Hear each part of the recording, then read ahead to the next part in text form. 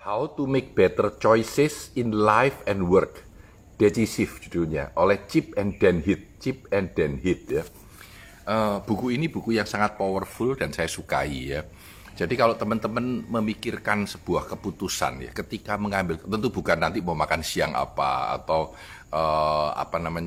aku mau baca buku yang mana, itu nggak penting. Tapi kalau misalkan mengambil sebuah keputusan penting, misalkan aku mau pindah kota atau tidak ya, dari Surabaya mau pindah Jakarta enggak, di Jakarta ada penawaran pekerjaan yang bagus ya. Atau misalkan ada orang menawari pekerjaan dengan gaji 2 kali lipat tapi berada di Manado yang jauh dari Jakarta dan aku harus meninggalkan keluargaku.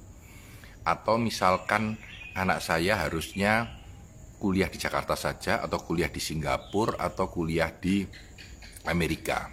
Atau misalnya lagi aku mau beli rumah nih, mendingan beli apartemen apa beli rumah yang ada tanahnya ya, dengan segala pertimbangannya. Atau misalkan lagi karyawanku ini sebenarnya orangnya baik, bisa bersahabat dengan orang, tapi pekerjaannya kurang mampu. Gimana enaknya? Sudah masa percobaan selesai, mau diteruskan atau tidak? Atau misalkan lagi sekarang masa pandemi, aku punya banyak waktu, aku mau ngambil S2 atau tidak? Atau misalkan lagi ini masa pandemi, ada kesempatan pindah pekerjaan, harus aku ambil atau tidak? Banyak sekali keputusan dalam kehidupan kita, dan sebetulnya setiap keputusan membuat kita menjadi lebih baik atau lebih buruk ya. Maka keputusan yang baik itu selalu memberikan banyak dampak kekuatan kepada kita dalam kehidupan. Nah, Chip and Dan Heath ini mengatakan bahwa ada 4 problem besar dalam pengambilan keputusan ya. Ada 4 problem besar dalam pengambilan keputusan. Ya, jadi dia bilang ada 4 ya. Saya mau tunjukkan keempatnya ya. Jadi ada 4 problem besar dalam pengambilan keputusan. Yang pertama sekali dulu. Saya cariin dulu ya.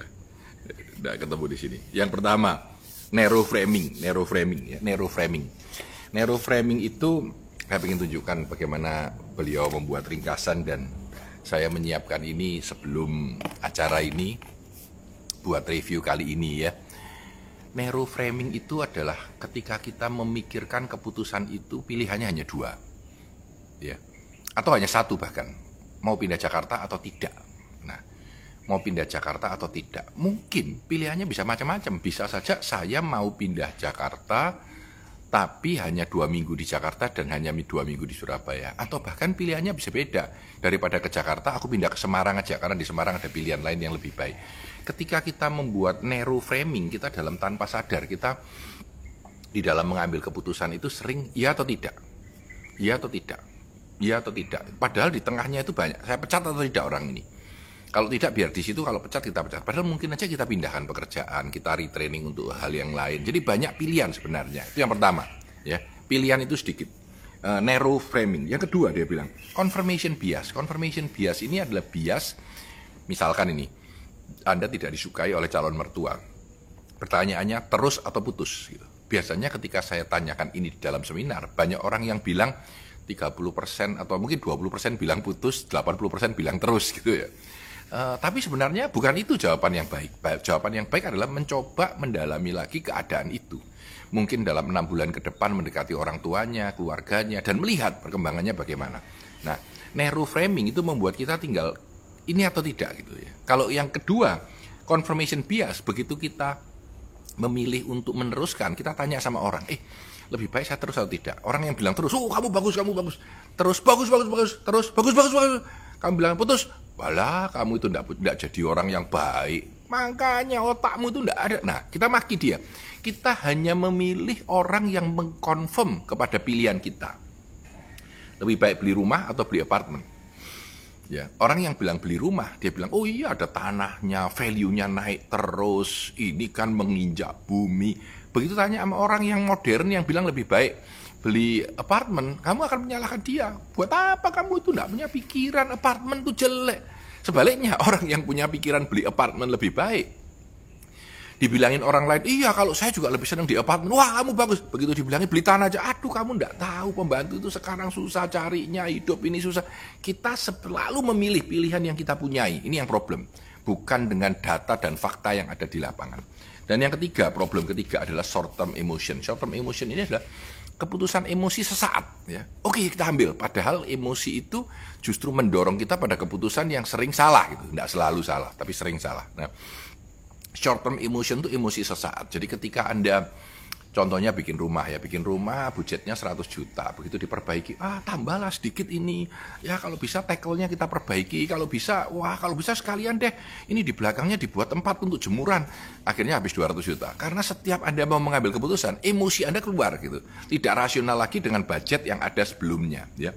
Itu disebut emosi sesaat. Dan yang terakhir adalah overconfident, yang keempat. Overconfident ini berbahaya. Kenapa berbahaya?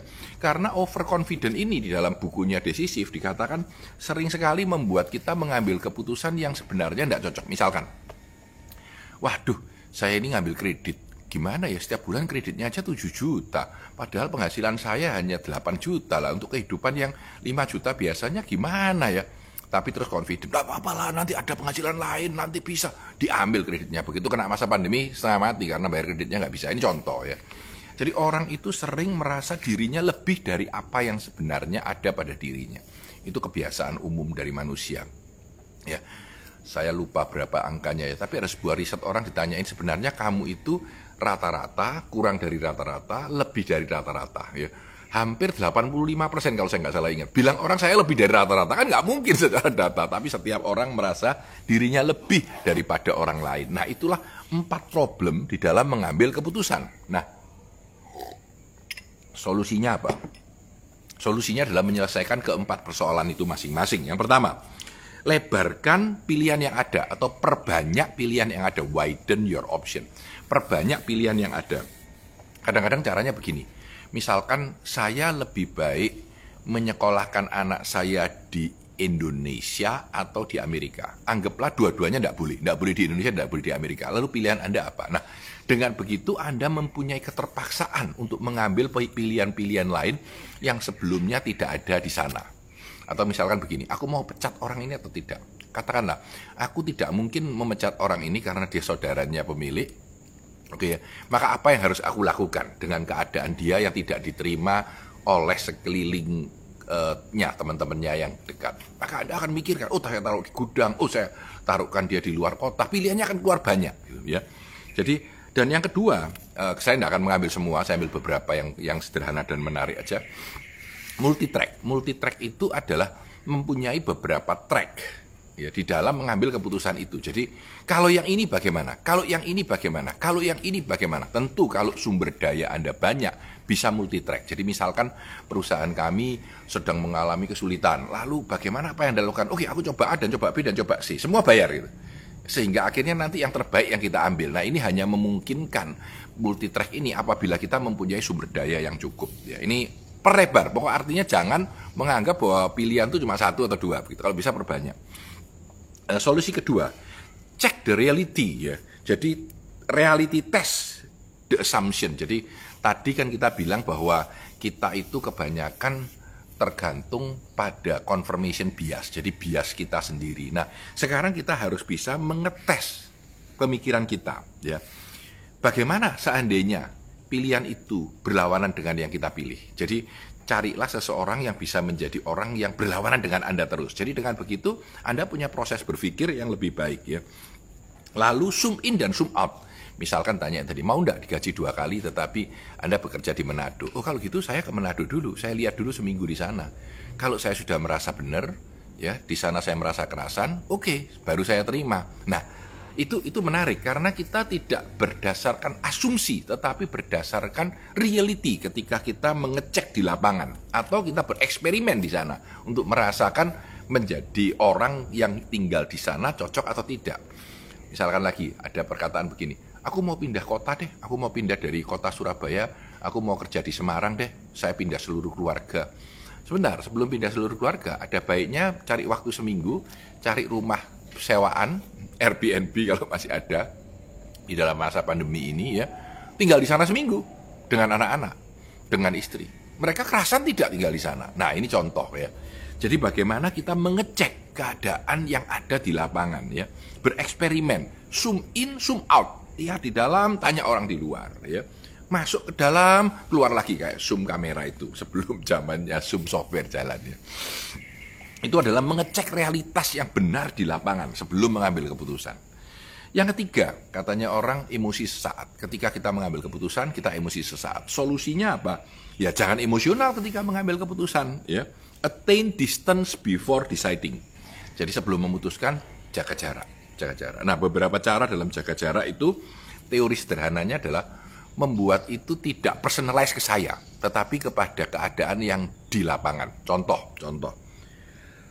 Teorinya disebut best friend model. Jadi kalau Anda sebagai teman memberikan masukan kepada orang lain, kira-kira bagaimana? Nah, itu menarik. Atau bahkan tanya ke teman baik Anda untuk memberi masukan kepada Anda. Maka itu akan menarik karena lebih melihatnya dari segala sisi. Seperti kalau kita melihat hutan. Oh, pohonmu ini begini, keadaanmu begini. Karena orang luar lebih baik. Ya, kalau kita melihat diri sendiri seperti melihat pohon, ya ini aku gitu. Nggak melihat sekelilingnya. Itu yang berbahaya. Ya. Nah, teori lain disebut 10-10-10. 10 menit dari sekarang, saya menyesal atau tidak? 10 bulan dari sekarang, saya menyesal atau tidak? 10 tahun dari sekarang, saya menyesal atau tidak tentang keputusan ini? Ya, itu yang menarik sebenarnya. Ada cerita tentang teman saya yang lucu di masa SMA dulu. Jadi dia kelihatan cewek yang cantik gitu ya. Mau diajak kenalan, ragu-ragu. Begitu ragu-ragu, ceweknya naik bis gitu. Ya. Yang kedua kelihatan lagi setelah 2 minggu. Ya. Dia mau datengin, dia sungkan. Lain kalilah kan ketemu lagi. Dan dia pergi. Dan dia tidak pernah ketemu lagi cewek itu selamanya. Menarik sekali. Kenapa? Karena 10 menit kemudian dia menyesal. Iya ya, kenapa tadi nggak jalan? 10 bulan lagi dia menyesal. Kenapa 10 bulan yang lalu saya nggak kenalan sama dia? 10 tahun lagi lebih menyesal. Jangan-jangan wanita itu adalah takdir saya dulunya. Nah, sederhananya 10-10-10 itu gini. Kalau Anda mau judi, semua uang Anda masukkan ketika emosi. Ingat, 10 menit lagi saya menyesal tidak kalau saya kalah? 10 bulan lagi saya masih menyesal tidak? Dan 10 tahun lagi apakah saya akan menyesal tidak? Kalau menyesal, jangan ambil keputusan itu. Ini contoh ya. Jadi kita harus menjauhkan diri dari emosi ya. Mundur sejenak untuk melihat keadaan ini seperti apa adanya, baru mengambil keputusan. Itu adalah yang ketiga. Dan yang keempat adalah prepare to be wrong, siap salah. Siap salah ini menarik ya. Jadi dalam bukunya Decisive ini dicoba, kalau kamu sukses, apa sih yang terjadi? Akan cerita sukses gini. Sekarang pertanyaan berikutnya, kalau kamu gagal, apa yang akan terjadi? Begini. Nah, antara sukses dan gagal, kamu akan berada di tengah itu. Ya. Saya sebut bookend the future. Jadi bookend seperti buku, dua-duanya ditutup. Kamu harus siap dengan semua ini. Kondisi yang terbaik dan kondisi yang terburuk. Kalau kamu sudah siap dengan kondisi yang terbaik, dengan kondisi yang terburuk, dan bisa menerima, that's good. Penutupnya adalah apa yang disebut dengan tripwire. Jadi saya mencoba untuk membuat oret-oretan begini ya. Tripwire itu apa sih? Tripwire itu adalah sebuah keadaan yang Anda set pada saat Anda mengambil keputusan, tetapi keputusan itu baru berlaku mungkin 6 bulan lagi. Contoh kasus misalkan tadi saya cerita tentang orang yang punya pacar, tetapi orang tuanya dan keluarganya tidak setuju itu. Anda bisa bilang, dalam 6 bulan aku akan mendekati kedua keluarga itu ya, dengan ibunya, ayahnya, dan saudara-saudaranya, dan kalau dalam 6 bulan aku bisa memenangkan hati mereka, maka aku akan terus dan menikah dengan wanita ini. Tetapi kalau mereka masih membenci aku tidak mau. Berarti keputusan itu diambil sekarang, tetapi dampaknya baru 6 bulan lagi. Contoh lagi, misalkan begini, aku mau pindah ke kota Semarang, misalkan ya. Maka Anda bilang, kalau masa pandemi ini bisa selesai sebelum akhir tahun dalam 6 bulan ke depan ini, maka setelah itu saya akan pindah ke Semarang selama kesempatan masih ada. Tetapi bila mana masa pandemi ternyata lebih jauh dari bulan 12, bulan 2, bulan 3 belum bisa, maka Anda akan mengambil keputusan untuk tidak pindah ya. Jadi buku Decisive, ini covernya ada beberapa macam, Decisive. Saya tahu, saya punya 2 buku yang covernya berbeda. How to make better choices in life and work. Banyak sekali buku-buku terkenal itu covernya bisa 3-4 macam. Tapi judulnya tetap Decisive dan penulisnya tetap Chip and Dan Heath ya. Buku ini mengajarkan proses untuk mengambil keputusan. Dan menurut data, proses yang benar dalam mengambil keputusan itu 6 kali lebih successful daripada proses yang hanya berdasarkan intuisi. Kebanyakan dari kita ketika mengambil keputusan itu pakai intuisi. Oh, feelingku kok enak ini ya, feelingku kok enak ini ya.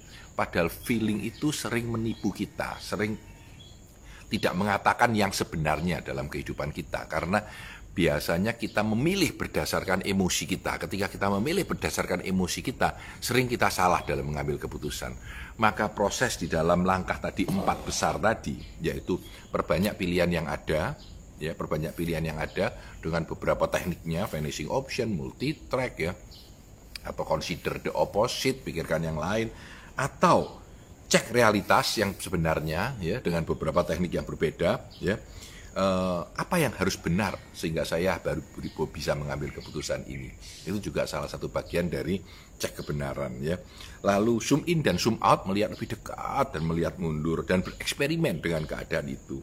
Dan yang ketiga, jangan emosional. Pikirkan apa yang dikatakan teman baik Anda kalau dia tahu keadaannya.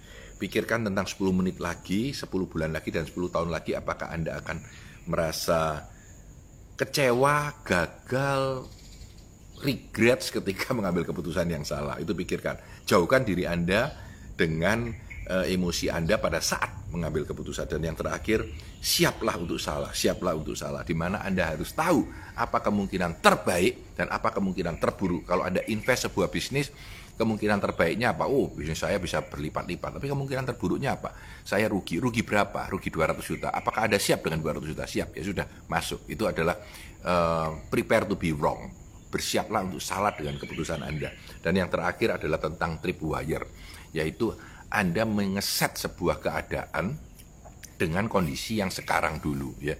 Dengan Anda bisa mengeset, misalkan begini, kalau sampai akhir minggu ini saya belum dibalas emailnya dari perusahaan itu, maka saya tidak akan lagi mengconsider perusahaan itu sebagai pilihan saya. Ini contoh.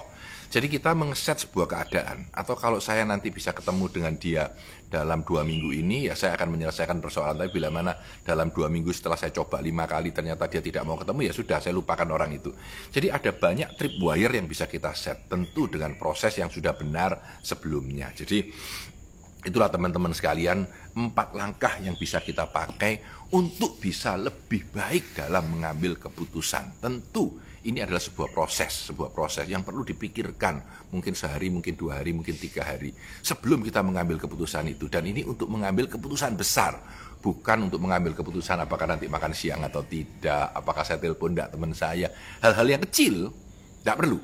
Kita pakai intuisi kita yang sering-sering sudah cukup benar. Tetapi hal-hal yang besar di mana sering kita terbawa oleh arus emosi, ada baiknya kita tata kembali sehingga kita bisa mengambil keputusan yang jauh lebih baik. Saya Tanah Di Santoso, sukses selalu untuk Anda.